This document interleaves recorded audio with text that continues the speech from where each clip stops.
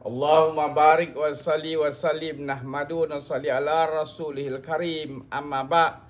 Sayyidina Abdullah bin Abbas radhiyallahu anhuma berkata bahawa sesungguhnya pada satu kali semasa beliau beriktikaf dalam masjid Nabi SAW, seorang lelaki telah datang kepadanya lalu memberi salam kemudian duduk. Sayyidina Abdullah bin Abbas radhiyallahu anhuma berkata kepadanya, "Wahai Fulan, aku nampak kamu berada dalam keadaan duka cita dan sedih."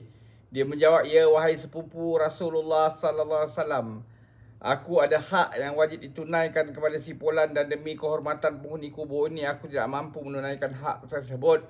Sayyidina Abdullah radhiyallahu anhu pun berkata, "Adakah patut aku berbincang dengannya bagi pihakmu?" Lelaki itu menjawab, "Persilakanlah sekiranya engkau sudi." Perawi berkata Sayyidina Abdullah radhiyallahu anhu pun memakai kasut lalu keluar dari masjid.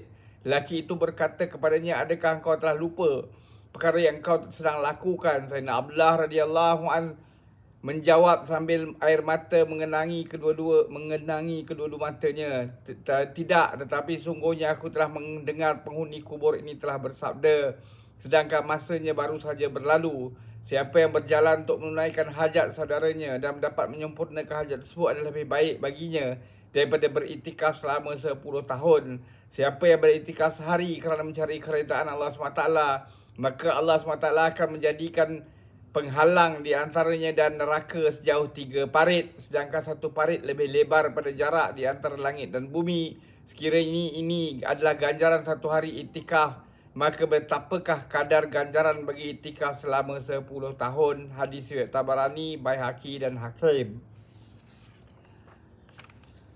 Daripada hadis ini, 2 perkara dapat diketahui. Pertama, pahala sehari beriktikaf ialah Allah SWT akan menjauhkan seorang itu dari neraka sejauh 3 parit. Sedangkan setiap parit begitu besar seluas alam ini. Sebanyak mana bilangan hari iktikaf bertambah, sebanyak itu ganjarannya juga bertambah. Al-Allāmah Sya'rani rahmatullahi telah menukilkan dalam kitabnya hadis Nabi SAW yang bermaksud, siapa yang beriktikaf 10 hari dalam bulan Ramadan akan mendapat pahala 2 haji dan 2 umrah. Siapa yang beriktikaf di dalam masjid daripada maghrib hingga isyak tanpa bercakap dengan siapa pun selain baca Al-Quran dan bersolat, maka Allah SWT akan membina sebuah maligai untuk di dalam syurga.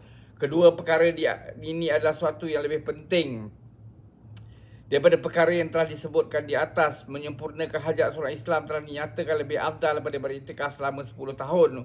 Oleh kerana itulah Sayyidina Abdullah bin Abbas radhiyallahu anhu tidak menghiraukan iktikafnya. Ini adalah kerana selepas itu pun iktikaf masih boleh ditampung dan masih boleh diqada. Oleh sebab itulah juga ahli sufi berkata bahawa Allah SWT tidak pernah menghargai sesuatu pun sebagaimana dia menghargai hati seorang hamba yang telah remuk.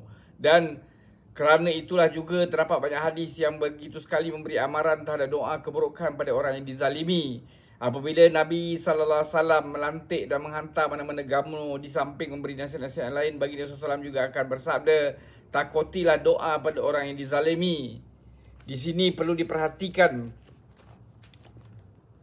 satu perkara, iaitu keluar daripada masjid untuk menyempurnakan hajat mana-mana Islam. Orang Islam pun akan menyebabkan iktikaf menjadi batal. Sekiranya iktikaf itu adalah wajib, maka iktikaf itu wajiblah diqada. Sekiranya semasa beriktikaf Nabi SAW tidak akan keluar daripada masjid untuk apa-apa keperluan sekalipun selain pada qada hajat. Semoga Allah SWT bagi taufik untuk kita ambil iktibar, amalkan dan sampaikan. Subhanallahi wa bihamdihi, subhanakallahumma bihamdika, asyhadu an la anta astaghfiruka wa atubu ilaik. Subhana rabbika rabbil izzati amma yasifun wa salamun alal mursalin, alhamdulillah rabbil alamin.